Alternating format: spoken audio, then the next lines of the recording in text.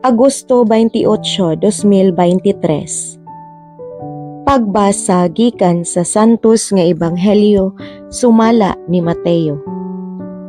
Si Jesus miingon, "Pagkaalaot ninyong mga magtutudlo sa balaod ug kamong mga Pariseo, mga tigpakaaron ingnon, gitrangkahan ninyo ang pultahan sa gingharian sa langit at ubangan sa mga tao. Apan kamo mismo dili musulod, ni pasudlo ninyo ang mga tao nga gustong musulod. Pagkaalaot ninyong mga magtutudlo sa balaod ug kamong mga Pariseo, mga tigpakaaron ingnon, mulawig kamo sa kadagatan ug bagtaso ninyo ang mga kayutaan aron pagkabig og tao. Ug sa nakabig na siya, gihimo ninyo siya nga labi pang angay nga maimpyerno kay kaninyo. Pagkaalaot ninyong mga giya nga buta, nagtudlo kamo nga kung ang usa ka tawo manumpa tungod sa templo, dili kinahanglan nga tumano niya ang iyang panaad.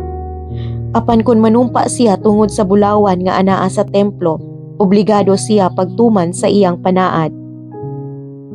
Mga buta ug mga buang-buang, hain may labing importante, ang bulawan ba o ang templo nga maoy nakabalaan sa bulawan?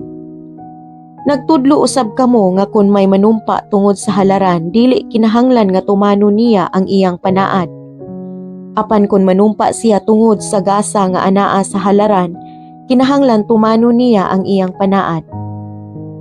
Pagkabuta gayud ninyo, hain may labing importante, ang gasa ba o ang halaran nga maoy nakabalaan sa gasa? Busa kung may manumpa sa halaran, nanumpa siya niini ug sa tanang gasa nga anaa sa halaran. Ug kung may manumpa sa templo, nanumpa siya niini ug sa Dios nga nagpuyo didto. Ug kung may manumpa sa langit, nanumpa siya sa trono sa Dios ug kaniya nga naglingkod niini."